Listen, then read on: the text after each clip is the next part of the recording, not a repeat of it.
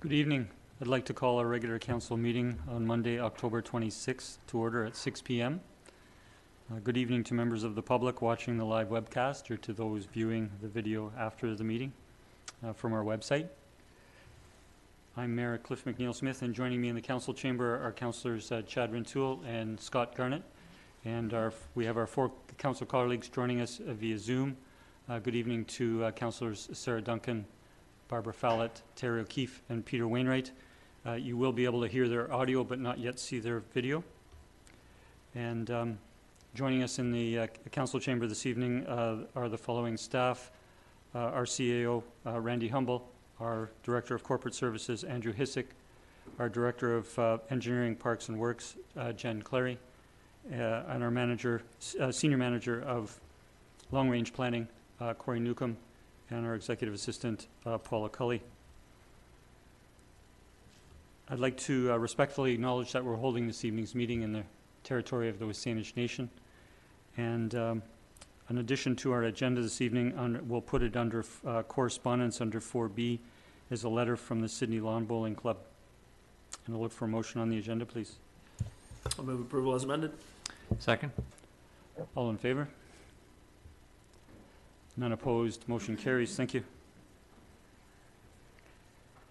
We'll go to public participation. We have no written submissions this evening, but we do have one speaker, and I'd like to welcome Nancy Walsh.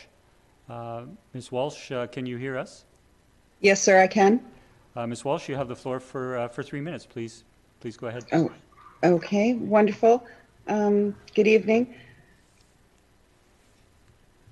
Sorry, you've just muted again, Ms. Walsh. Can you hear me? Yes, we're good now. Okay, thank you. Okay.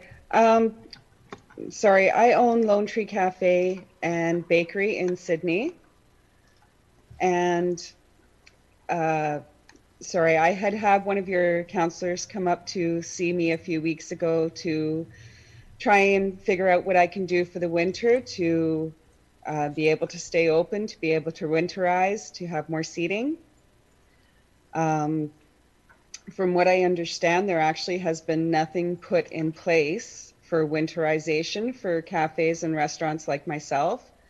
I was quite surprised. I thought there would have been, given the fact that we all knew COVID wasn't going away anytime soon over the last few weeks. My cafe, I predominantly supply the marine boat workers on Harbor Road. And like many other small restaurants and cafes, I won't be able to survive the winter with the limited seating I have. I have gone from 22 people down to 11. My sit-down business does account for approximately 30% of my business, and it's usually roughly between $1,000 and $1,500 a week in revenue. Of course, I can't afford to lose that. I only work with a very small margin of a percentage of profit as it is. So my only other option, if I can't have some kind of winterization enclosure within the next 2 weeks, now that our weather has turned, I have to close my business. I have to lose everything I've spent the last 2 years building, because there is no other options without more seating. And even with the rent subsidy that's just been announced, my financial losses of over $1,000 a week, the rent subsidy will not allow me to stay open. It won't help. And I do apologize. When I did submit for a temporary enclosure that was not affixed to anything, didn't cause any damage to anything, after speaking with one of your council representatives, I was under the impression that the sidewalk cafes and the roadside cafes had already been approved for some kind of enclosure. So I did submit all my drawings and everything that I wanted to have done. And then I was told the only option available to businesses like mine right now is an awning, which of course is no way to keep anybody warm. None of my customers are going to wish to sit in that or sit under that. And I've been told that apparently we are weeks away from any kind of winterization ideas for businesses like mine. But I literally have a week or 2 weeks left. With the cold weather this week, I've already lost over $1,000 this week in revenue. which I'm a small business. All my kids work for me, and I don't know where I'm going to find $1,000 to stay open next week. So my concern is that we're weeks away, apparently, for the council to have any kind of winterization plans for my businesses.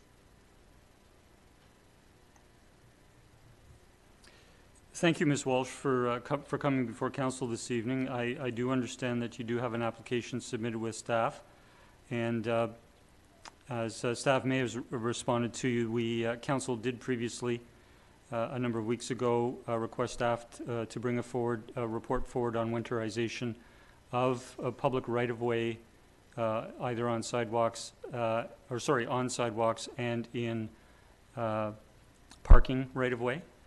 And that is to come before us in early November.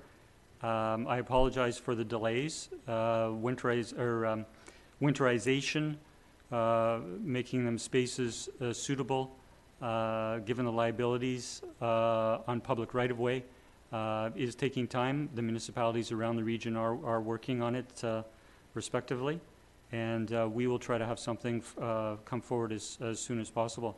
A question I might just have, Ms. Walsh, were you using patio space prior to your submission for a structure in the public right-of-way? Yes, sir, I was. My business is unique in the fact that I am in a strata. So I had 2 parking spots on the side of my building that the strata offered that I could use for tables and chairs for the summer, which I have done. But unfortunately for winter, my parking spots are only 12 foot by 15 feet. And to try and enclose that area and then keep 6-foot distancing, I would only be able to have 2 tables in there of 2 people because of the 6 foot apart from the tables. So it's not viable for the winter. The only viable area would be the sidewalk and the roadway in front of my cafe. I do have the benefit in the fact that my sidewalk actually ends at my cafe. It does not continue down the road. So that's a benefit I have. Obviously, there's a lot of places other in Sydney that will not have the area that I have, but I am mostly in a commercial area. I am there basically to feed the commercial workers. Well, thank you again for coming forward to council. Council does appreciate. We certainly heard numerous reports through the town in terms of, both from the different business associations and other businesses of the challenges during the pandemic. And we will try to move forward as quickly as we can. So thank you again for coming this evening. Okay, thank you. That will conclude public participation this evening. I'll turn to adoption of minutes, and we have 2 sets, those from our regular council meeting of October 13th and those from our special council meeting of October 19th. I'll move adoption of both sets of minutes. Second. Any errors or omissions? Seeing none, I'll call a question. All in favor? None opposed. The motion carries. Thank you. I'll turn to the mayor's report, and I have just a few updates to provide.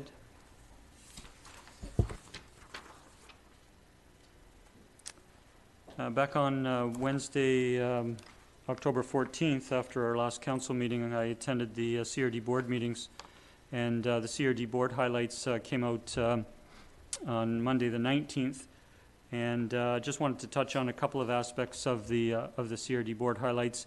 The first is that we receive a quarterly CAO report, progress report, and so this was for the 3rd quarter of this year. And the report provides an update on corporate activities and initiatives and progress made on a number of the board's strategic plan initiatives, as well as corporate climate action initiatives and human resource trends across the organization. Just 2 other things to touch on briefly. One is that the board approved several recommendations to move the solid waste management plan forward. The waste reduction target will be 250 kilograms per capita per year. We're seeking a reduction target of 250 kilograms per capita per year by 2030. Currently, in the CRD region, We have a per capita waste of about 370 kilograms, and the provincial target is 350. So we're already very close to that target, but the board, through the work of CRD staff, has set a more ambitious target of 250 kilograms, and indeed the motion we passed is to actually have a goal to surpass the target and achieve 125 kilograms per capita, and we've asked staff to directed them to proceed with community and local government consultation on the plan and ways to achieve those stronger targets. The second, or last I'll touch on, is the Elk Beaver Lake Remediation Project. So the board received the Lake Watershed Management Plan and directed staff to implement actions within the plan as opportunities allow. As residents will know, on the peninsula and throughout the region, Elk Lake has presented a number of challenges in recent years or over a period of time due to external nutrient sources in the watershed that reach an excessive level in the lake. And an in-lake remediation plan is underway to procure and cost share an oxygenation system for each lake to help address the internal nutrient loading. There will still be nutrient loading to address from the watershed. This is a project that is this is a challenge that is very significant, and will take actually a number of years to improve significantly.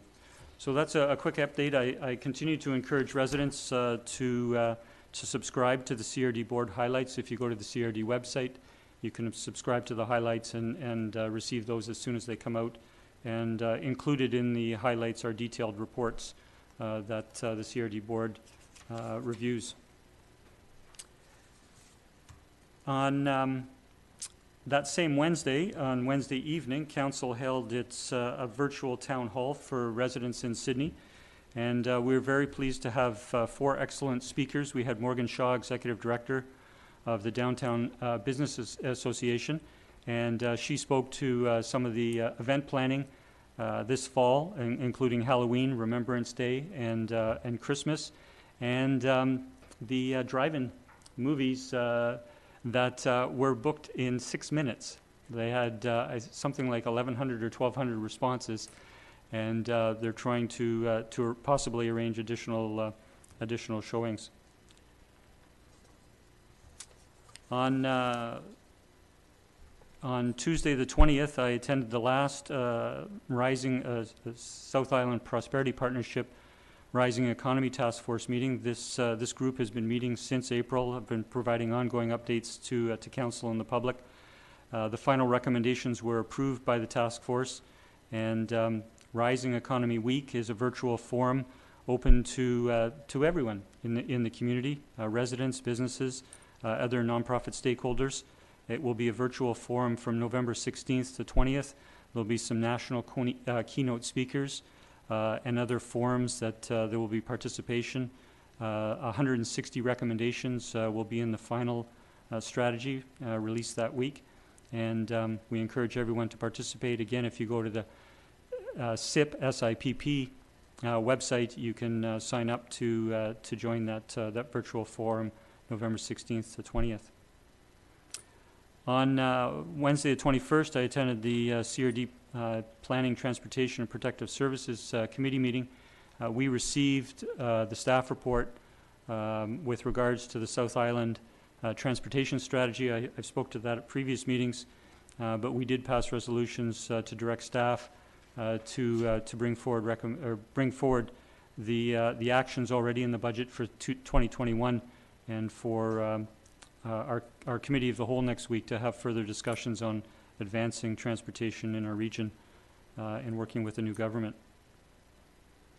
And on Friday, I attended as a guest the Economic Advisory Committee meeting. They were reviewing some recommendations that arose from the COVID Recovery Task Force, and it was a pleasure to see the 8 or 9 community representatives from different business sectors review those recommendations, and those will be coming forward to Council at our next meeting. That concludes my update. I can open it up to any questions if colleagues have questions. If not, I will turn to Councillor Wainwright, who has a Councillor Liaison report. Councillor Wainwright. Thank you, Mr. Mayor. Actually, I think it would make sense if Councillor Duncan went first, because the Peninsula Water Commission budget is based on the Regional Water Commission budget, and she's going to be reporting on that.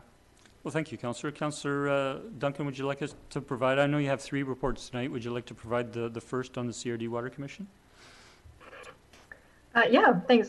Or I'll start with the first 2 verbal reports and then finish with the CRD Water Commission, so it goes straight into Councillor Wainwright, and you can see how they're connected. The verbal reports are quick. The first one is for the CRD, the climate, got a really long, the CRD Climate Task Force. Just quickly, anyone who is looking for the community efficiency financing grants for changing to a more efficient heating source for your house, either conversion from oil or natural gas or to more efficient electric, they've run out of, they got all the applications in, they fully allocated all of the money they had for that grant. And so until next cycle comes up where the FCM releases more money, there is no CRD allotment. Other municipalities that have been giving top-ups for those, they are still going ahead with their top-ups, but we are not one of them. They're going ahead with the renewable natural gas project still out at Heartland Landfill. Says the mayor discussed it in addition to waste reduction, we're also working harder on methane recapture. And feeding that back into the system instead of importing fossil fuels or fossil fuel natural gas. And the rationale being that it's supposed to reduce our greenhouse gas emissions, the CO2 equivalents, by about 100 times over importing the fossil fuel natural gas, in part because of the mining method has a lot of carbon escape.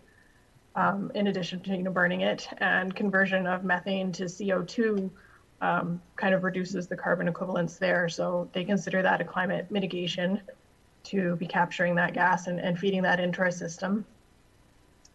We're looking as well, other councillors had been bringing up that they would prefer that we look at actually capturing our own food waste stream. Right now, we ship it off the island, it goes to Nanaimo, and that's a big part of our carbon emissions is for municipalities, is how we handle our food waste stream. And that is something that the CRD is going to begin looking for in the coming year as well, is anaerobic digestion for that. So it will be a sealed digestion vessel and will not be smelly, they hope, and it will be very complete.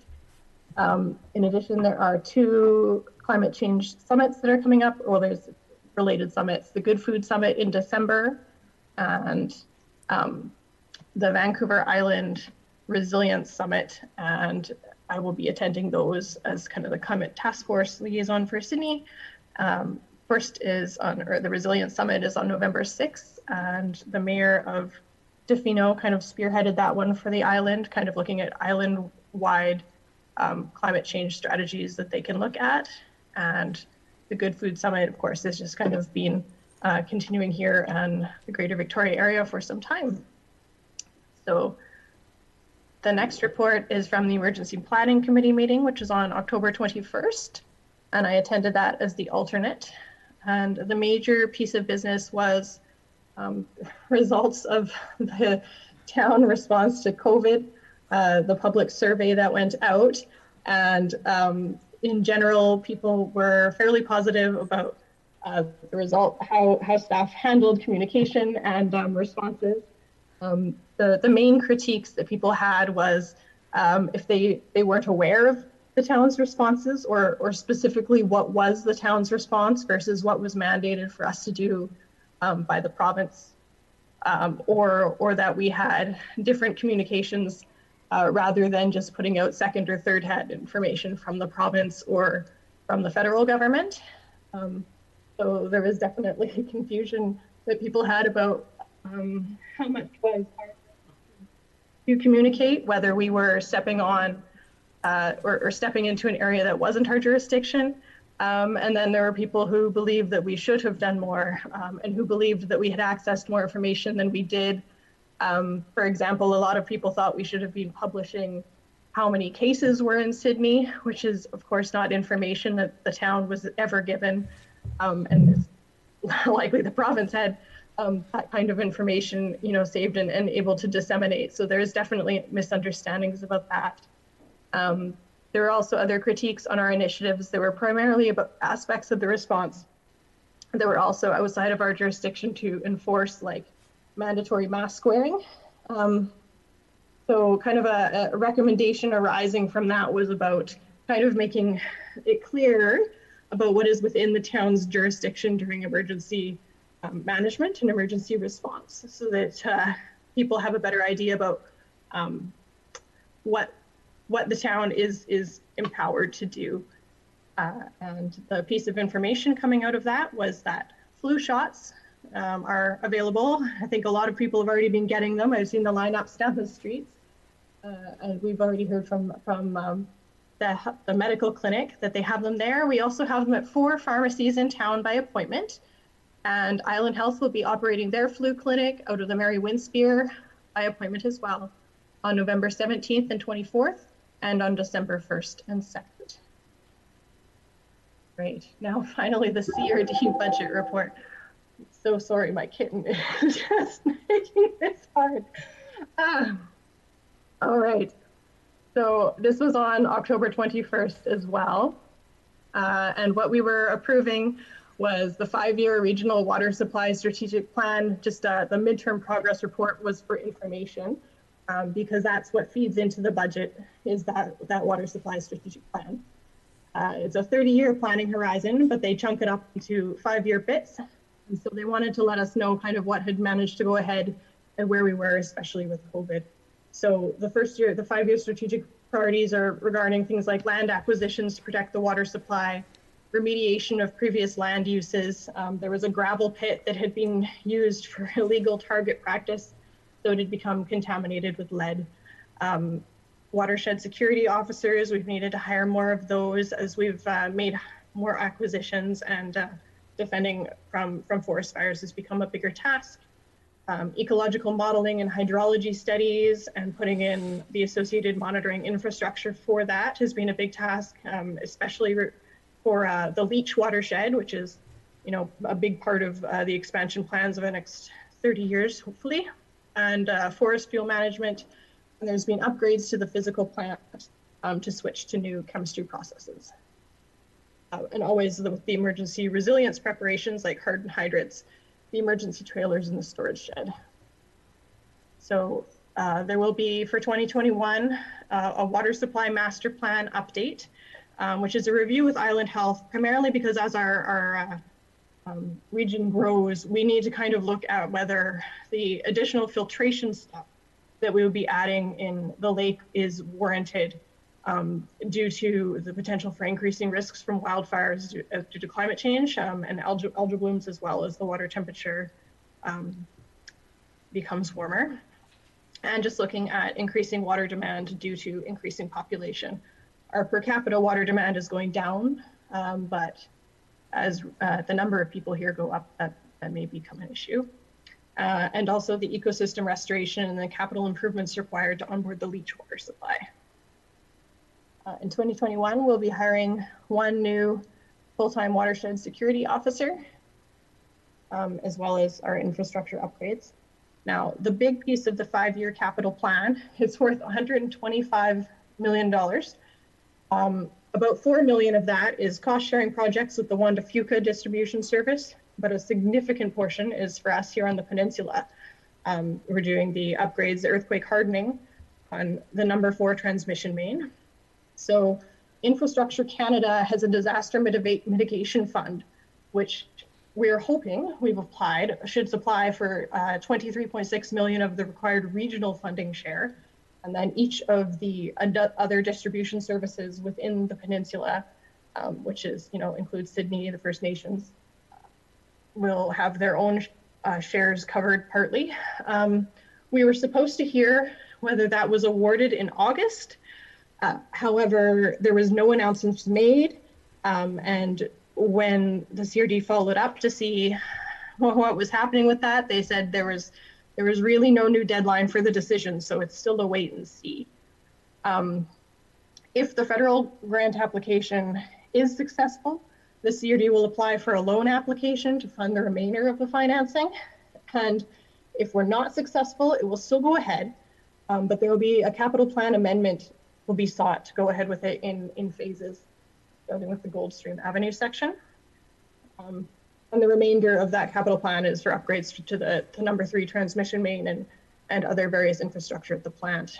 So our total revenue requirements for the wholesale of water for the CRD is for 2021 is about $34 million, which means that the rate base for the regional water system is increased by nearly $1.6 million for 2021, an increase from 2020. And that's due to changes to the physical plant, a dam, the Luby Dam 4 upgrade, and then there's like non-discretionary and inflationary wage increases, various chemical and electricity costs. There's been a slight increase in our capital fund transfers and some one-time costs for watershed research projects, which is that monitoring in the Leach watershed, but that's fairly minor. There's also ongoing costs for staff training and hiring. Like a lot of administration, some costs were saved this year on account of just kind of being able to keep older employees or bring older employees back from retirement to fill in gaps during COVID and things like that. So there are about $23 million worth of capital projects planned for 2021 with the regional water supply, and they will be funded through transfers to the Water Capital Fund, mostly by debt, borrowed funds and new debt to the tune of $46 million of new debt, and the rest will be from the Water Capital Fund is $9.3 million. Our debt servicing charges or costs are going to be approximately $8.3 million, which is 24% of our total revenue. That's a decrease from 2020, and the target cap for revenue expenditures for debt is 25% in the CRD, so we're getting up there. Total water demand was lower than expected in 2020 due to cooler weather and high rainfall in June and due to the business closures. So we've kept the regional demand forecast at the same 48 million. So the agriculture water rate has remained the same, which doesn't really affect anybody in Sydney, but the approved 2021 wholesale water rate for bulk water is 2.58% increase over last year, which means it's going to be, if you have the average consumption, your water bill for the C or D portion will go up by $4.23. The COVID impacts that they kind of gave us was just mostly on regional demand. So it was down 6% in 2021 from 2020, which affects our revenues. May and June, it was down 13% and 18% respectively, just because of all the commercial closures, which means, in our regional system operating expenses were 5% lower than expected due to delays in the hiring of new and being able to backfill vacant staff positions. So there is about a 1.7% revenue shortfall due to the lower water use. Thank you. That is it for that report. Thank you, If Councillor. anyone has any questions about any of those 3 reports, you can go ahead. I'll turn to questions before turning to Councillor Wainwright. Thank you again for the report, Councillor Wainwright. Thank you, Mr. Mayor. So my report is on the Saanich Peninsula Water Commission and Saanich Peninsula Wastewater Commission. Both had their budget meetings on October 15th, and both are recommending their 2021 budget for adoption by the CRD board. So I'll start off with the Water Commission, and I'll pick up on some of the information that Councillor Duncan shared. So the 2020 operating expense is predicted to be about 46,000 over budget. And that was primarily due to some unplanned software issues at various sites and facilities, and also higher than anticipated electrical costs. Now, revenue from the sale of water is the primary funding source for operations. And in a typical year, the sale of water always exceeds the amount that we budgeted, because we set that budget projection conservatively to make sure that we don't have a revenue shortfall. So you don't want to predict more sales than you're actually going to get, because then you get a revenue shortfall. So we always work that way too. What's really unusual is that this year, the actual water sales are the amount that we projected in the budget. So there is no excess revenue coming from that. And I mentioned that the operating expense was over. So to balance the budget, what's being done is the transfer to the capital reserve is being decreased to make things balanced. Now, the other thing that is a bit of a complication for next year is the water volume that we base the 2021 budget on. That is the amount of water sales or the water demand on the peninsula. And as Councillor Duncan mentioned, 2020 was an unusual year. We had a cool, wet June, and we had the pandemic. And for the region as a whole, the pandemic had an effect, but the effect's actually quite different when you look at it sub-regionally. So we had a lot of people working at home who would normally not be working on the peninsula. We also had reduced tourism. We had a major reduction at the airport and the ferries, and that affects the pattern of water use within the region. And what staff believe is one of the consequences was that the pumping of water to serve the demand of people using water in a different pattern made us run our pumps at different times and different cycles. So the electricity use was very different from what had been predicted. And they think that's what led to the higher electricity costs. So one of the questions that we have is, what's the water demand going to be like for 2021? We're probably going to have the same kind of issues with electricity costs. And we know that the pandemic is going to affect 2021 at least partly. So the plan is to use this year's water demand as the budget projection for next year. And hopefully that'll be conservative. And as Councillor Duncan mentioned, that's what the Regional Commission has done as well. In terms of some of the other details, the Peninsula Water System has no debt. The reserve balances are pretty healthy. 5.5 million in the capital reserve, 1.8 million in the equipment reserve, 2.1 in the development cost charge reserve, and the balances are very similar to what they were last year. Changes to the 5-year capital plan are quite significant. There's 4.7 million in capital projects planned for 2021, with 31 million in capital projects over the 5-year plan. And as Councillor Duncan mentioned, CRD's applied to the Infrastructure Canada's Disaster Mitigation and Adaptation Fund. The Peninsula Capital Plan it assumes that grant application is going to be successful and covers the Peninsula's share of the funding. And as Councillor Duncan mentioned, if we're not successful in that grant application, we're going to go ahead with the work anyway, but we're going to have to phase it over a longer term. And what that'll mean is that if the grant application isn't successful, we're going to have to amend the budget simply to amend the timing of the 5-year capital plan. Other details, the water DCC rate is currently 0. The DCC infrastructure plan is going to be updated in 2022, and the rate will be updated in 2023. So DCCs aren't going to change for a couple of years, and they're going to remain at 0. The Peninsula bulk rate, which is the rate that's charged to Sydney for 2021, is going to be $1.0536 per cubic meter, and that is a 3.1% increase over the 2020 rate.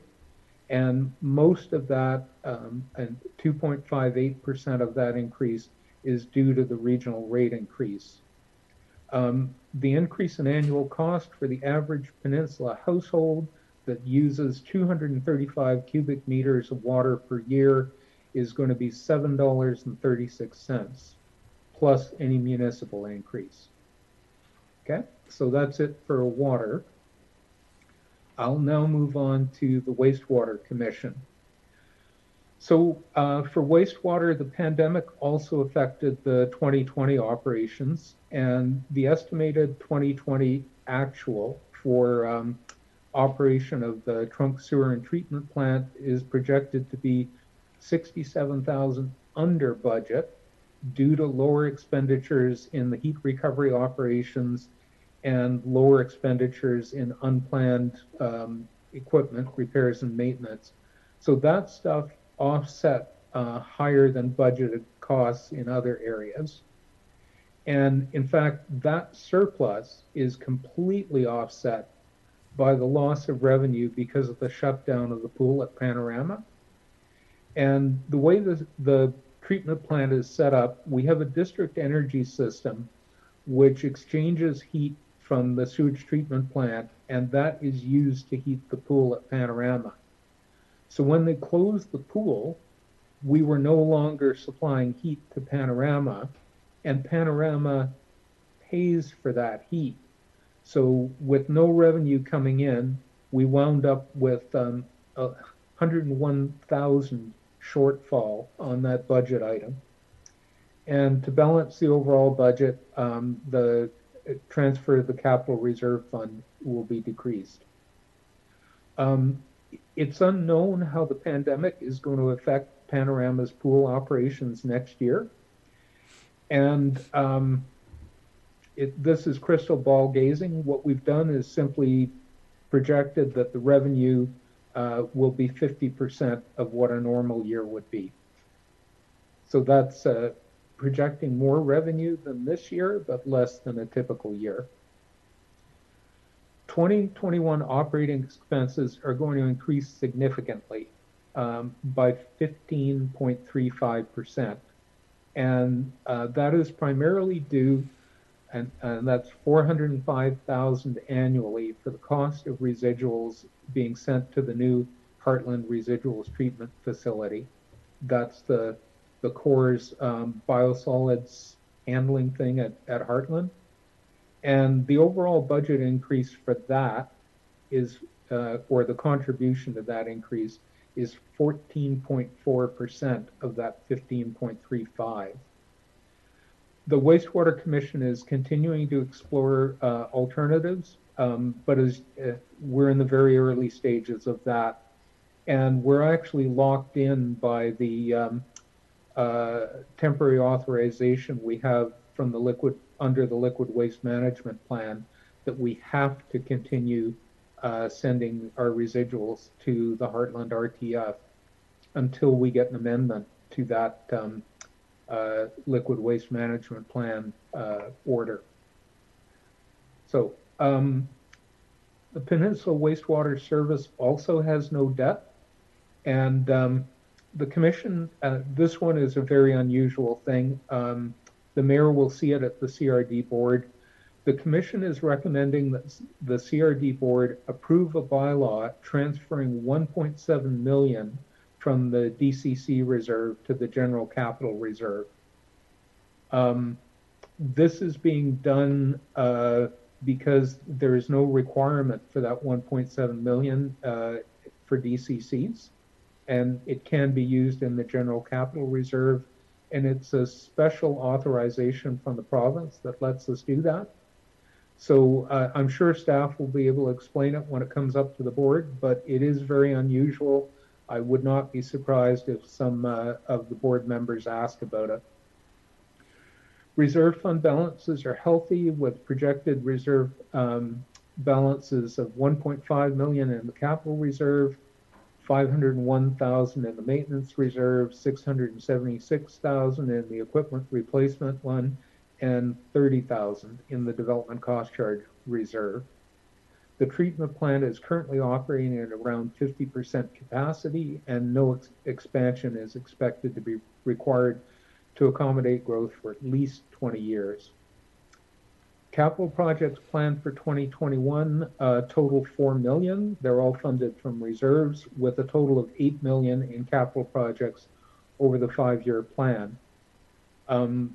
The Peninsula Stormwater Quality and Source Control Programs and the administration of the Liquid Waste Management Plan are all also managed by the Wastewater Commission. Those all have separate budgets. The 2021 budget includes an ongoing 76.5% increase for a Peninsula Inflow and Infiltration Program. Okay, so, and it sounds like a really big number. It's 41,000 for the entire peninsula. It's a very small budget. An increase like that is a big percentage. And the stormwater quality and stormwater source control budgets are only increasing by 1.7%. So that's it. Overall, there is some concern about ongoing significant increases, or that increase on the wastewater budget will be ongoing for a very long time. And we're going to see it in the Town of Sydney budget because, 15% increase is not something that the town's going to be able to absorb. So that's it on the water and wastewater. And I wonder if it would make sense to see if there are any questions about that before I go on to that last item. Turn to colleagues. Any questions of Councillor Wainwright on water and wastewater? It was a good report. Thank you. Please continue. Okay. The final item I wanted to raise is that I noticed a media article about Langley, who had recently won a human rights challenge because they had flown the pride flag during Pride Week, and somebody filed a human rights complaint. So it took them quite a long time, I guess, to resolve this, but fortunately Langley won, and in doing so they set a precedent that will be applicable to all local governments in BC, which is a really good thing. And Langley, unfortunately, it cost them $62,000 in legal fees to defend against that challenge. And as I say, it's to the benefit of every local government in BC because they set this precedent by flying the pride flag. And I think this deserves some acknowledgement and appreciation for what they've done. And I'd like to recommend, and I will move, that Sydney write a letter of appreciation to Langley for what they've done. I'll second that. Thank you, councillors. Any discussion? All those in favor? None opposed. The motion carries. And that's it. Thank you. Great. Thank you, councillor. I'll next turn to Councillor O'Keefe, who has an update as liaison to the Downtown Sydney BIA. Thank you, Mr. Mayor. Just an update on a new initiative that the SBIA has launched this week in partnership with the new Sydney Courier Service, and that will involve free delivery service from Sydney businesses. So the SBIA recognized that it's been challenging with the pandemic for customers having to wait outside to get into a store where numbers are limited. So they're hoping that this option will allow customers to either call in to make their order to local businesses, or perhaps for those who offer online ordering online, they can do that, and then their order would be delivered to them free of charge to their residents. This is just for SBIA businesses, and also want to highlight that it doesn't apply for restaurant deliveries. So another way for people to be encouraged to shop local at our local downtown businesses and services. Thank you. Thank you, Councillor. I just want to go back to one of the reports that I started and didn't complete to give, and that was on the virtual town hall that we had on the evening of Wednesday the 14th. And the reason I mention it is because that town hall was taped and is available on the town website, and we had 4 excellent speakers. I did mention the Executive Director, Morgan Shaw, from the BIA, but we also had Constable Paul Middlestead, who is a new community policing constable with our CMPE detachment. And he provided an excellent report on community policing in our schools, with youth, outside the schools, with the business community, and with the community at large. We had an update from Shauna Walker, who's the Executive Director of the Shoreline Medical Center, and we had an excellent report from Jennifer Van S. with Beacon Community Services at the Shoal Center. The Beacon Community Services, through the Shoal Center, is providing a wide range of services for seniors and families. And it's really outstanding how they've been able to obtain grant money and provide these programs. One of the programs is operating region-wide around the CRD. So I encourage those who weren't able to attend that Wednesday evening to watch the video that is available on our website. And that concludes our mayor and councillors' reports this evening. I'll now turn to committee reports, and I'll turn to Councillor Fallot, who chaired our committee of the whole meeting last week. Thank you very much, Mr. Mayor. Good evening, everyone. The Committee of the Whole from October 19, 2020, move the recommendation that the minutes be received. Second. Any errors or omissions? Seeing none, all those in favor? None opposed, the motion carries. Thank you. And there were 3 recommendations coming out of that committee meeting.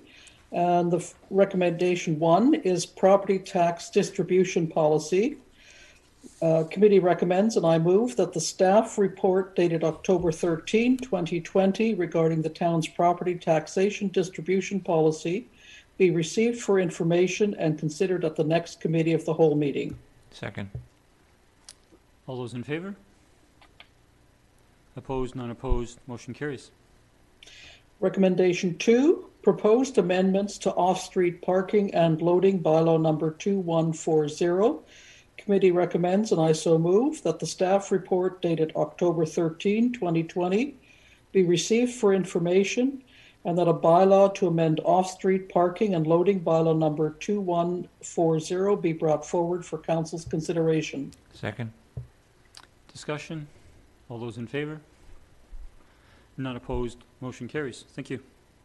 And the third and final recommendation, that staff bring back bylaw number 2197, an amendment to the off-street parking and loading bylaw, which allowed outdoor seating for Class 1 and Class 2 restaurants in October of 2021 for consideration of rescinding the bylaw.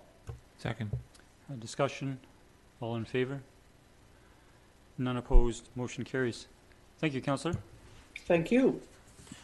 Mr. Mayor, if I may, I'd like to suggest a motion arising from the committee's report. And with respect to 2140, in particular, the vehicle off-street parking and loading requirements, at Committee of the Whole, Mr. Mayor, you had asked staff with respect to parking and loading zones with regard to commercial and mixed-use developments. And as I recollect from the discussion, staff had suggested that this could be expanded upon or explored as part of the OCP review or within the bylaw revisions. And as such, at this time, I'll move that staff review Section 4 of bylaw number 2140 regarding vehicle off-street parking and loading requirements, and include in the proposed amending bylaw to make it a requirement in commercial and mixed-use developments with commercial space of a certain minimum size, that the calculated requirements for commercial parking spaces and loading zone must be allocated and available to those public uses in the development. Do we have a seconder? Councillor O'Keefe? Thank you. Did you wish to speak further, Councillor? Just briefly to just acknowledge that this was certainly an opportunity to take a look at this. I think this particular issue may well be exasperated as we look to see some of these commercial and mixed-use developments coming on stream currently and potentially in the future with such developments. And so it seems that it would be an opportune time to address this, Mr. Mayor. Thank you. Councillor O'Keefe, did you wish to speak? No, I'm fine with Councillor Rintoul's explanation. Thank you. Thank you. Councillor Duncan? I guess I just had a question. I don't know whether it would be to Councillor Rintoul as to how you. I think I agree, and I'm also wondering, having noticed that it's moving season, that in a lot of mixed-use developments, there's also nowhere for moving trucks to park, and I imagine that's going to get even worse when we have both mixed-use and commercial together. And I'm wondering if having moving day use as well as the commercial loading would be possible for that spot, or if it's envisioned as strictly commercial. I could, yeah, I think that could be directed to staff for consideration. A good point, thank you. Typically, the loading zones, accommodate, delivery vehicles that normally deliver. I mean, the most common vehicles in town are Purolator, Canpar, FedEx, Canada Post, but there are certainly larger vehicles, particularly for the restaurant industry and other businesses. So thank you for raising that. Okay, I'm in favor of this motion. I think that in that section 4 of that bylaw, where the calculations or where the requirements to make calculations for residential and commercial use are contained, that I think it's right to make that calculation. But then currently, after the calculation is made, there is no requirement for those commercial spaces to actually be made available for commercial use. And so with that and seeing no further discussion, I'll call the question. All in favor? None opposed. The motion carries. Thank you, Councillor. We'll now turn to our staff reports this evening. We have several. The first is 13A, the OCP review project. We have a background and recommendations report dated October 20th. And Mr. Newcomb, would you like to introduce? Thank you, Mr. Mayor. This report is just the final step of phase 1 of the OCP project, and it's intended to sort of be an information touch point for moving into phase 2, giving anyone involved with the project or who wants to be involved with the project a good and solid basis for information to consider going forward as new policies are created with this project from phase 2 and into phase 3. Thank you. Are there any questions of Mr. Newcomb? I see Councillor O'Keefe and then Councillor Garnett. I guess a combination of questions and just general comments, as it seems like they're looking for our feedback on that. So yeah, lots of good information in there. Lots on climate and environment, which is great to see. A couple of things that I thought were gaps, or maybe they're going to show up somewhere else. So the first one is, I know we had talked about heritage and culture in the past, and I didn't see too much reference to that in this document. So I don't know if that's coming later or not. Would you I guess what comes... Councillor, would you like that as a question through to staff? Okay. I'll finish my thought and then I'll put it as a question, if that's okay. Absolutely. Okay. So what I had noticed is that we've talked for a number of years, for example, about moving the museum out of the basement and into new premises. We know that Artsy, the building that they're in, is in need of replacement. And so it just seems like this is a good opportunity when we're looking at land use and culture as well, where might be future locations for those. And also in terms of how the community is developing and, you know, whether we want to pause and take a moment to think about, you know, whether there's things, buildings or places that we might want to preserve for the future. And so I guess my question to staff is, yeah, will we have an opportunity? Will that be incorporated as part of the process and the engagement? Thank you.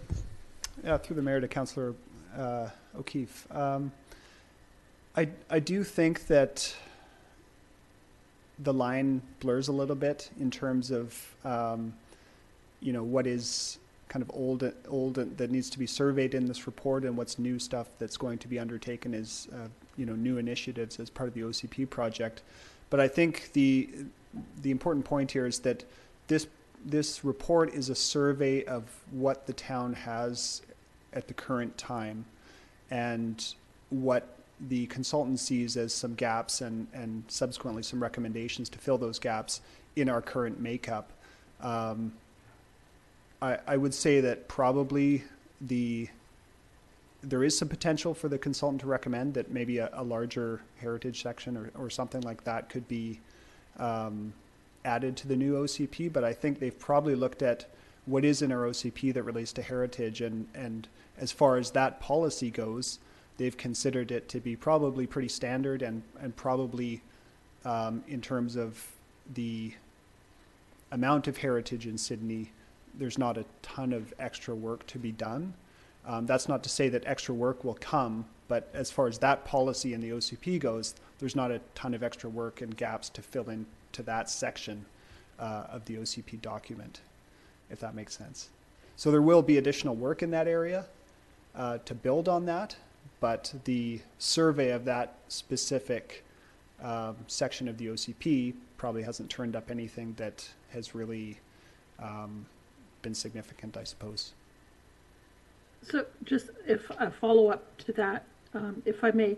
So when you talk about that this is just a survey of what the consultant sees, is it a survey of what the consultant sees in the current OCP or within the community? Largely within the current OCP and also other town policy and policy documents and bylaws. So it's more of a document review, collection of the review of the documents that they've done as part of this project, rather than a survey of the physical town and what they see in sort of real life, so to speak. Okay, so in terms of gathering feedback, in terms of what the community may think is required in terms of culture and heritage, that would be gathered as part of the OCP process and then incorporated somewhere. Is my understanding about that correct? That's right. So what the community feels in terms of those subjects would be gathered as part of phase 2 of the project. Okay. And at the end of phase 2, there's a similar type of report that more clearly sets some directions based on the discussions that happen in phase 2. So this report is more a survey of what we have now and maybe a few recommendations that come out of that assessment. But new ideas, new directions, that all comes out of phase 2, and that's just starting right now. Okay. Yep. I have another question. Can I carry on or? Please continue. Okay, so this one is more about economic development, and maybe the response is similar to what you just said with heritage and culture. So again, I didn't see, there's some passing references to economic development in the document. Talks about, where the commercial hub, the need to contribute to the regional economy as part of the regional strategy. And I guess I wasn't sure about what sort of consultations will take place, or have we done or will we be doing any analysis of our existing commercial, industrial, marine space to determine whether the current mix we have is meeting our needs. So, you know, I looked, for example, that in the document, there's a lot of good information that we got from our housing needs assessment about what is currently out there and some projections about what we'll need. However, I'm not aware of any such information that we have in the commercial sector that would help guide us and our discussions about that.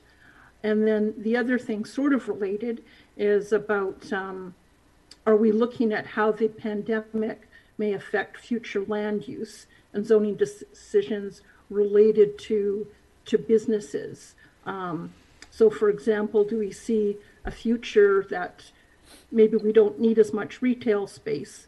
Do we want to make changes to encourage more home-based entrepreneurs? So I'm just wondering how that will would get incorporated into this process. Through the mayor to Councillor O'Keefe. Yeah, so the first part of the answer is that it's a very similar thing to the previous question, which is we don't have a lot of documents related to economic development right now in the town. And so there's not a lot for the consultant to survey in that respect and provide recommendations on. Phase 2 of the project is part of that, of this phase is looking at land use options, and part of looking at land use options will be an exercise very similar to what we're doing with the housing needs assessment and looking forward and, you know, gauging how many housing units we'll need over the next 20 years. We'll look at some statistical information for retail space, industrial space, what the expected need might be over the next 10 to 20 years, and making some decisions based on that. I think as part of that exercise, the effects of the pandemic will likely factor into that need. So yeah, that process is happening. It's just part of phase 2, not phase 1. Okay, good. Okay, thank you very much for that. Thank you, Councillor, for those points. I'll next turn to Councillor Garnett, then Councillor Wainwright, then Councillor Rintoul. Thank you, Mr. Mayor.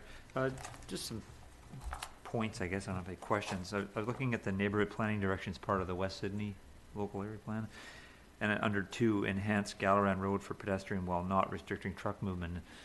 And I would kind of want to go the other way and restrict truck movement. Just, it's the area I work in, and it's not incredibly safe there. And even I think with the enhancements we're planning on making, there's children that are picked up there every day and dropped off, and I would think I would like less truck movement through there if it's at all possible in terms of the way we're looking at that plan. Just an observation.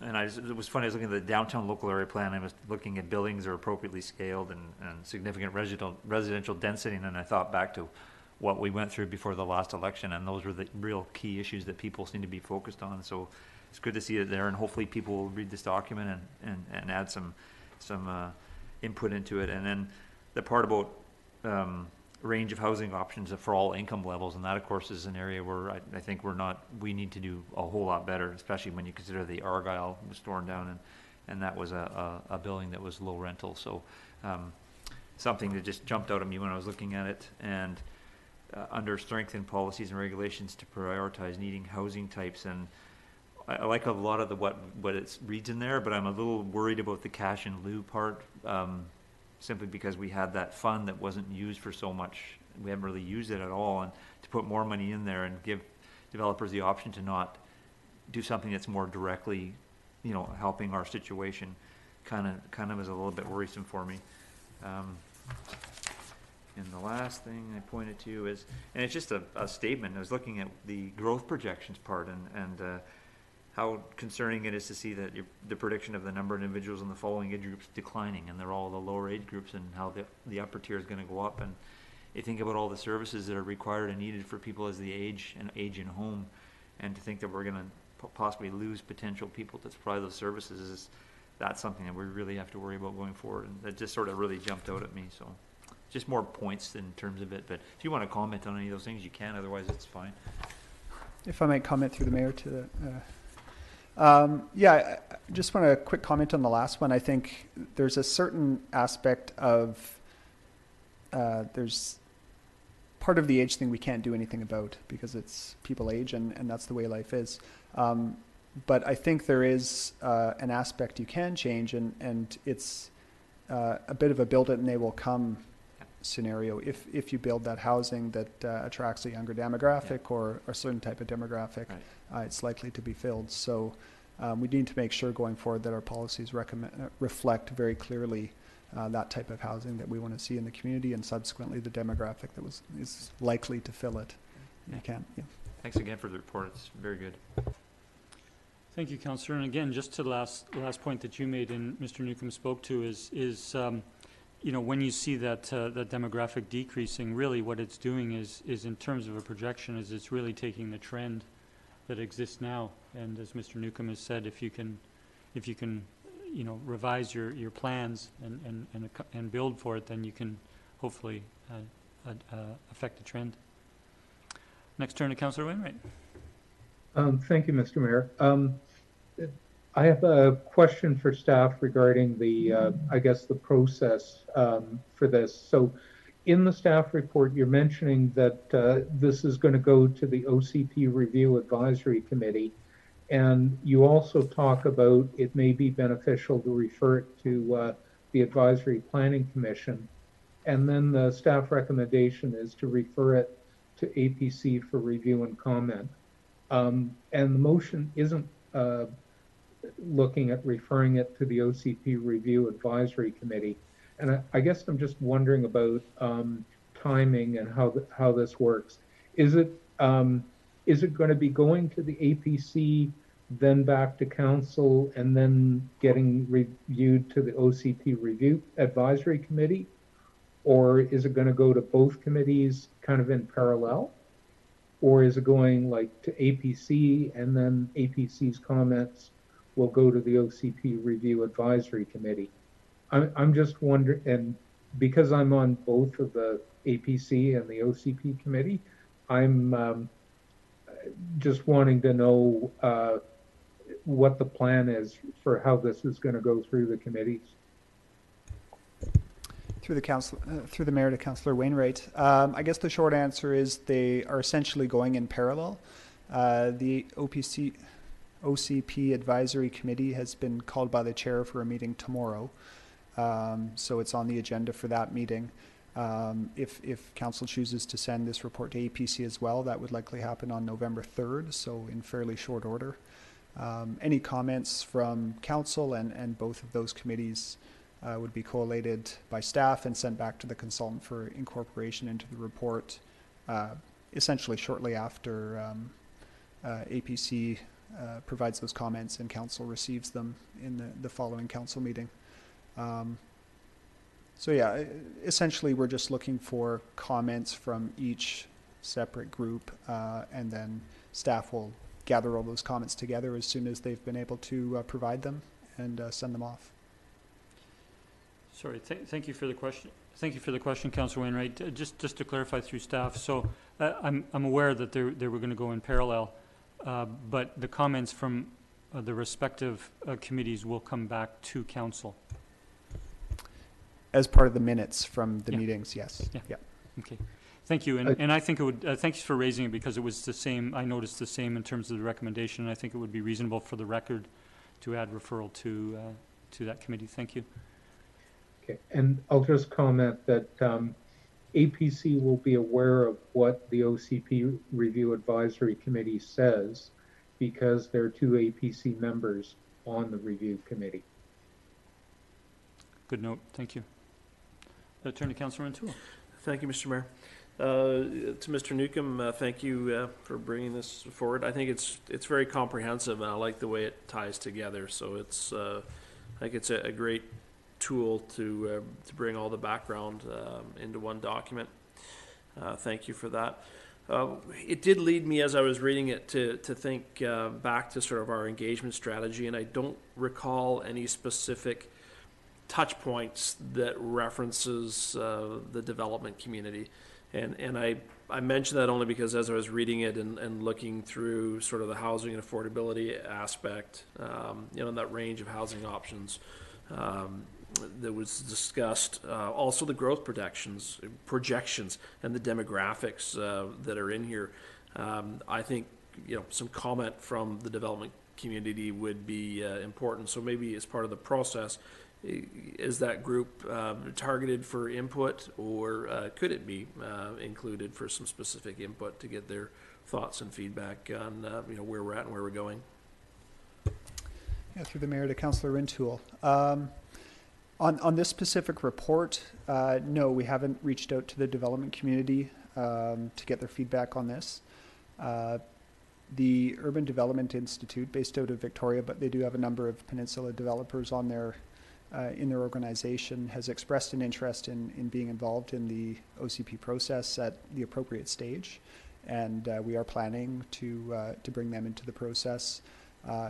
Likewise with a few local developers who are not a part of the process, or sorry, a part of UDI.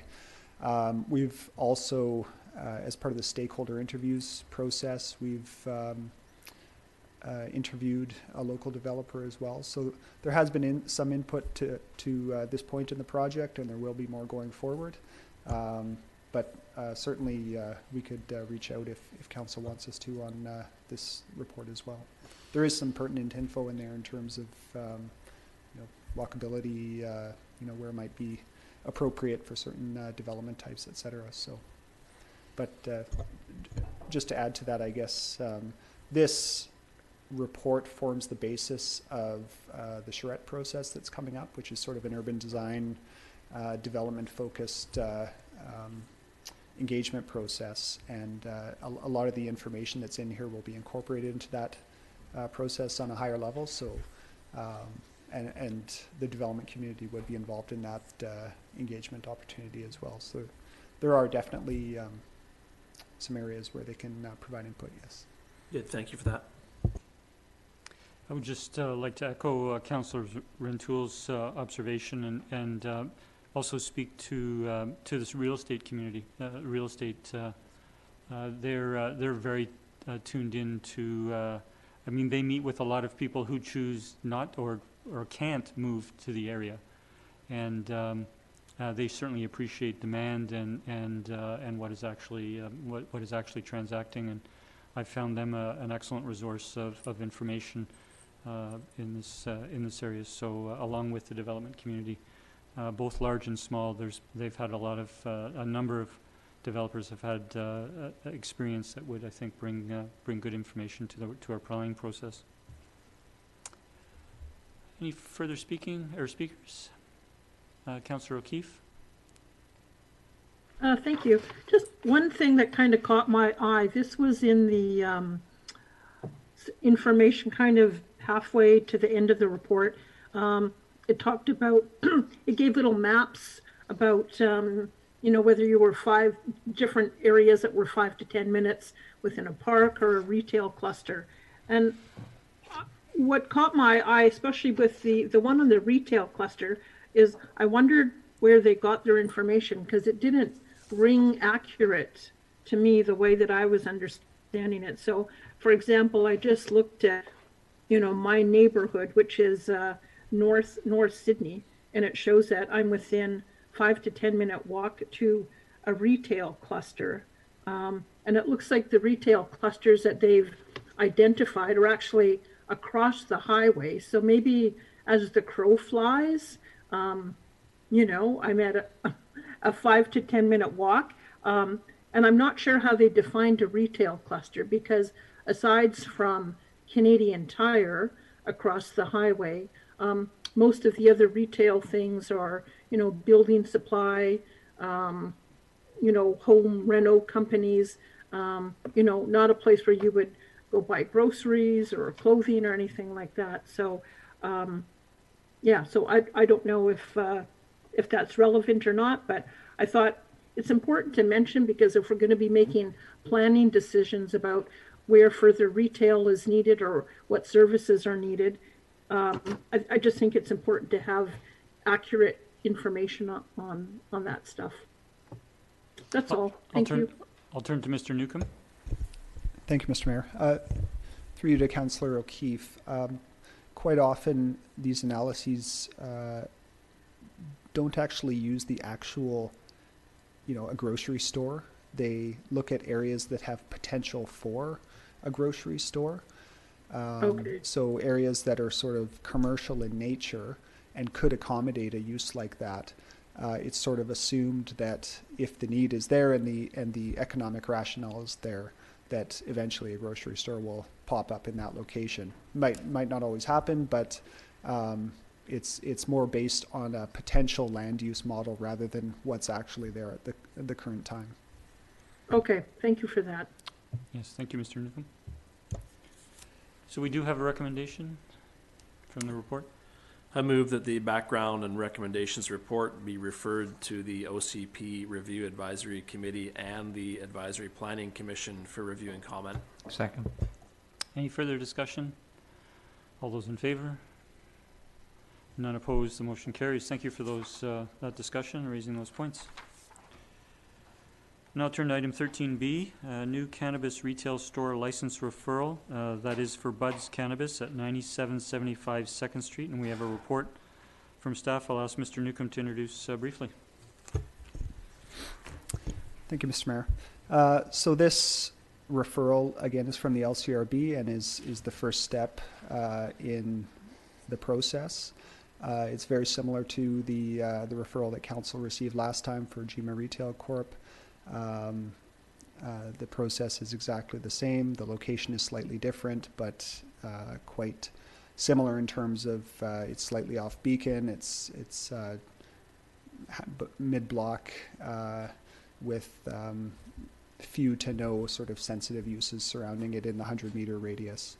And we've included a recommendation based on Council's approach last time, and that's staff feel that that's a good way to go. Keep it consistent, and we'll see what happens with the fit and proper before proceeding.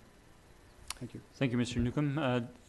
We'll turn to questions first, and then a motion. Councillor O'Keefe. Thank you, Mr. Mayor.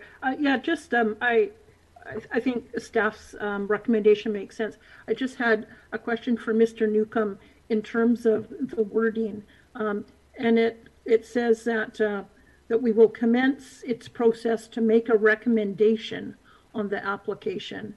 And I'm wondering, is it to make a recommendation or is it to consider the application? So I'm just wondering whether instead of saying recommendation, because we may or may not make a recommendation, I'm not sure. So whether it would be more appropriate to say that we would consider the application. I don't know if that makes a difference. Mr. Newcomb. Through the Mayor to Councillor O'Keefe. Councillor, I think you've summarized the issue well there, and I think that's probably a decision that Council could debate and decide upon. Sorry, if I understand correctly, by making this motion, we are agreeing that we will consider the application and make a recommendation. It's not saying what the recommendation will be, but we will make a recommendation on the application. We will consider it and make a recommendation. The other option is to not make a recommendation, is to make no recommendation. Does that help, Councillor O'Keefe? I don't, sort of. So the way I understand the process is when it comes back to us, we have the option of making a recommendation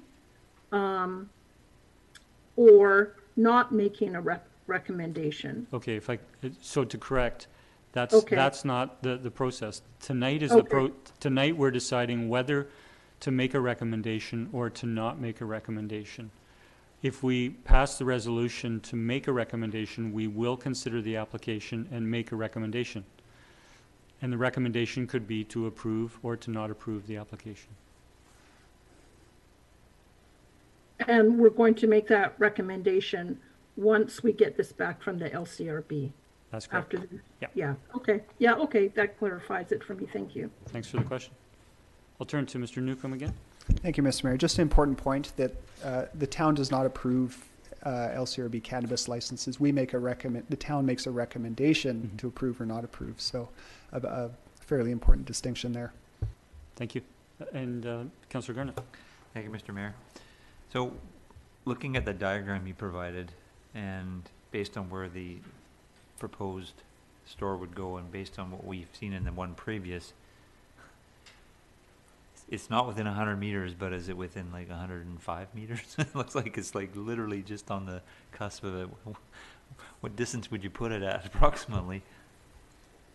Yeah, 105, 110. Thank you. Okay, Councillor.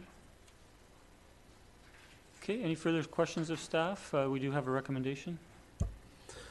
I'll move that staff be directed to respond to the LCRB indicating that the town of Sydney will commence its process to make a recommendation on the application of a cannabis retail store license at 9775 2nd Street, Buds Cannabis, subject to the LCRB completing an applicant's suitability assessment and notifying the town that the applicant is suitable, and submission of a complete application by Buds Cannabis to the town. Second.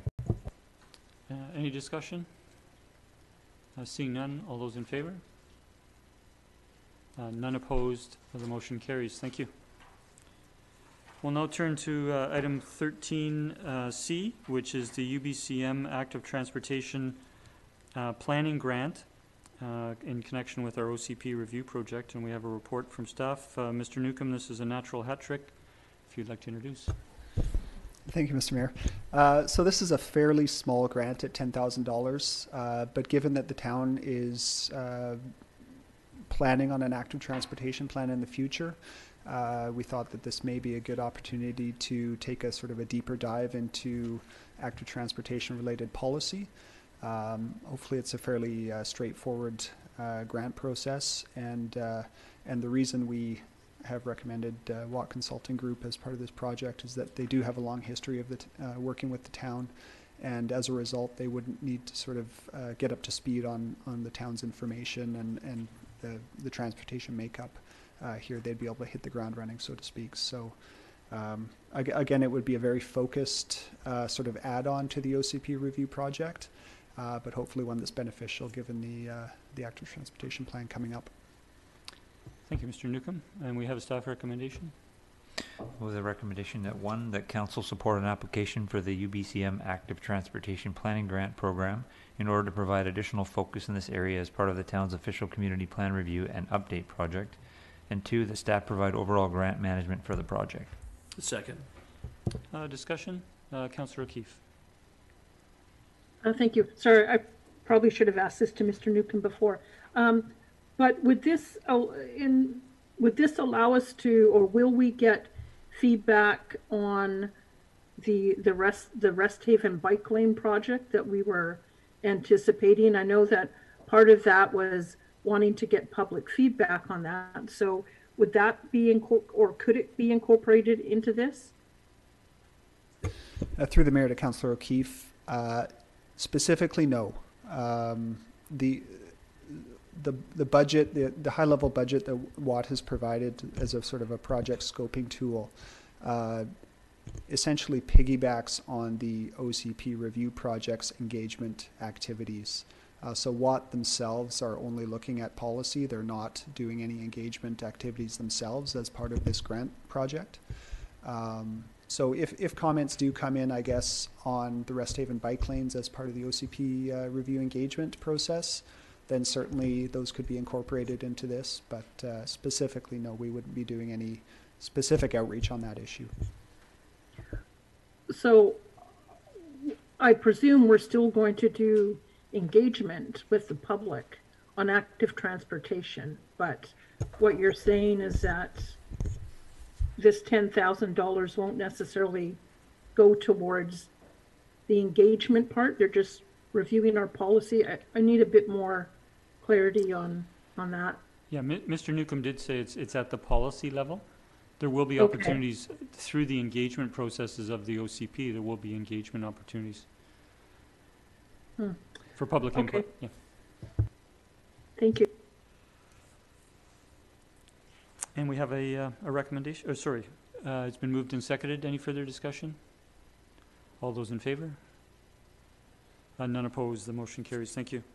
And we'll now turn to the budget variance report based on the third quarter financial reports. Report from Mr. Hisik. Would you like to introduce briefly, Mr. Hisik, or go to questions? Thank you, Mr. Mayor. This is the third quarter report in the format that council is used to by now. We've expanded the number of comments once again, as we typically do from the semi-annual. We have not gone into repeating the information about COVID impacts that was in the semi-annual report, but for those projects where we were keeping an eye on additional impacts, those have been covered among the 79 notes. The bottom line here is that aside from the obvious, the fact that we've been hit by COVID in certain areas, there are no major areas of concern at this time in the budget, other than the fact that the approximately $500,000, a little more, that we use this year to offset the reduction in property taxes, we do expect to require that to balance our budget. Thank you. And I'll turn to questions from colleagues. Councillor O'Keefe. Thank you. Not really a question, just a comment. First of all, thank you to staff for this report. As I read through it and questions popped into my head, I just had to read a little bit further, and staff have anticipated most of my questions and addressed them. So thank you very much for that. I think it's notable to point out to the community that in terms of general revenue, we're at 99% of budget, and that most of the tax revenue that we property taxes came in all right. So staff seem to be doing a pretty good job at managing our books and our money, and you know, a lot of other municipalities are struggling with larger deficits. So it seems that the staff have kept us in good shape. So thank you for that. Thank you, Councillor O'Keefe. I'll turn to Councillor Garnett. Yeah, thank you, Mr. Mayor. Yeah, thank you for the report. It's for the novice like myself, it's quite easy to follow, which is very much appreciated. Can actually just go through and find the line and compare to what you've said, and makes for an easy read, which is generally not the case when it comes to these sort of things. The question, and maybe it's in there, I just didn't see it, but it's regards to the Emergency Management BC and the $332,000 for related expenses. And it said here most of the expenses that will not be reimbursed should fall into the additional $50,000 of funding that we approved. Are you expecting it to go over that? And if so, by how much? At this point, we're not expecting to go too far over that 50,000 in unrecovered costs, but we did have to take some of the costs of the plastic barriers and move it to building maintenance in anticipation of other costs that should be covered in the 50. Okay, great. And just sort of I don't know why this jumped out at me, but it did. The extra little bit of money at the library grounds maintenance, is there a reason why that went over? There was the removal of a hedge that was causing an issue at the back of the property. Super. Thanks for the answer. Thank you very much. Other questions? I just have a question and then a comment. My question is with regards to under the general capital budget, the computer replacement plan. There was a note in the report. The budget was $148,000, and to date we've spent $48,000. The notes indicate that it will continue, but just a note that's a fairly significant variance as to, is it anticipated that a significant portion will complete before the end of this year? And if there is still to be a significant amount not used this year in the tens of thousands of dollars, if staff have a reason for not doing that computer replacement this year, or that portion of it. Thank you, Mr. Mayor. We do anticipate spending most of that money this year. Sometimes it takes a little longer to do the necessary research to find the right equipment for the year. But just rest assured that whatever doesn't get spent will remain in the computer reserve for use next year. Thank you. And just a comment, it's already been commented that you know, the strength of the report and the information that's provided, which is helpful to council, but also I think easily readable by members of the public. I just want to draw attention to for members of the public that there's over 100 just over 100 capital projects totaling that were budgeted at just over $10 million this year, and while a couple of projects and significant projects will be moved to next year, which is understandable, there have been a number of significant projects completed this year, and on at least a half dozen projects, the variance in coming in under budget has been fairly significant. I note the town hall roof and HVAC replacement was some $40,000 under. The RCMP roof replacement similarly is under by a similar amount. There's been some other infrastructure replacement projects in neighborhoods that have come under.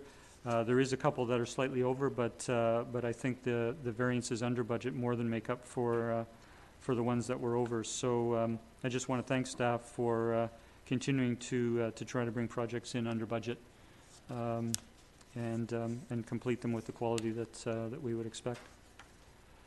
Seeing no further questions or comments, I'll call the question, or sorry, we do need a recommendation. I'll move receipt for information. Second, sorry. Second, sorry, any further discussion? All those in favor? The motion carries. Thank you. We'll now turn to item 13E. We have an engineering consultant services request for proposal award, and I'll turn to Ms. Clary to introduce, please.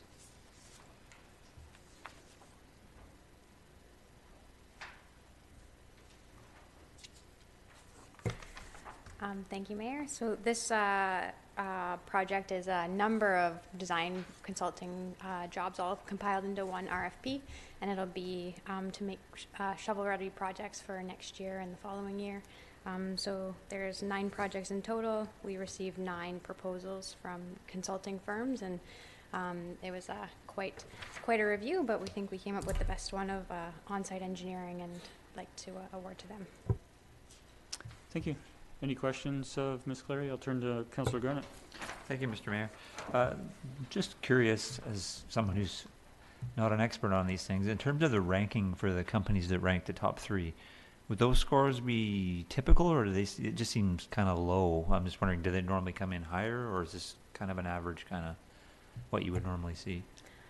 To the Mayor, to Councillor Garnett, it really depends on the rank, the people ranking it. Like often it's you know, ranking it against each other. So, yeah, it all depends on how they were ranked by the people ranking them. So, thank you. Thank you. Councillor Rintoul. Thank you, Mr. Mayor. Thank you, Ms. Clary, for the report. And I'm really pleased to see that the town staff are looking to align a number of projects that could well be suitable for future grant opportunities. It just brought to mind when I reviewed this, whether or not you recollect or your colleagues recollect a precedent for having sort of put together this many projects in advance in this manner through a consultant of this nature. So through the Mayor to Councillor Rintoul, in the past I've worked with standing offer agreements where you would, you know, put out an RFP for unit rates for contractors, and then you select, you know, a handful of them, and you go directly to them. So we kind of looked at that, but decided to go with this sort of approach for this particular project. But I don't know if at this town of Sydney there's ever been a project with this many all put together. Turn to Mr. Humble or Mr. Hisig. I don't recollect. Just the one earlier this year that I think had 11 for the West Sydney work, wasn't it? Yeah, the number of projects that, Oh, you know, okay, that not we're the doing. number No, of this bidder- is, from my perspective, this is a bit unprecedented. I don't recall in my time here, where we've done an RFP, for this many sort of, associated projects. Okay. Well, thank you. Again, I'm supportive in that, you know, I recognize all the projects as work that we've identified to be done. And I think very proactive to have this, you know, in place to potentially seek grant opportunities. So, thank you, Mr. Mayor. Thank you. Thank you, Ms. Clary. And we do have a motion, a recommendation, I'll sorry. move the recommendation that the consulting contract for engineering consultant services be awarded to On-Site Engineering Limited. Second. Further discussion? Seeing none, all those in favor? None opposed, the motion carries. Thank you. So we'll now turn to correspondence. We'll turn to the first, which is a request from the BIA, Downtown BIA, for a letter of support in their grant application under the Provincial Economic Recovery Infrastructure Program. I'll move that we provide a letter of support. Second. Second, discussion? Councillor Duncan. Thanks.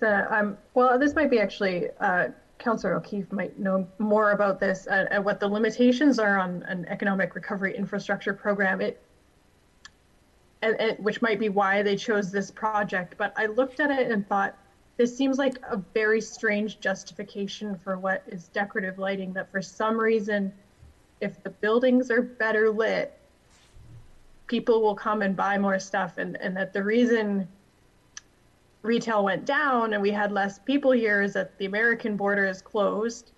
And I don't know how lighting is going to make the Americans be able to come over the border. I don't know how Albertans and then people from Ontario are going to be able to come with travel restrictions because of lighting. And what we've heard from the businesses, and even somebody who called in today, was that the infrastructure that they need is weatherization for patios so that they don't lose the customers they already have. So I'm just kind of wondering if this is just part of like an overall strategy that's being fit into a recovery infrastructure program, simply because that's one of the things that the government has put on there as being eligible, or if this is actually a new thing that has come up that people think will somehow help economic recovery due to COVID. Councillor O'Keefe, and then I'd like to speak as well.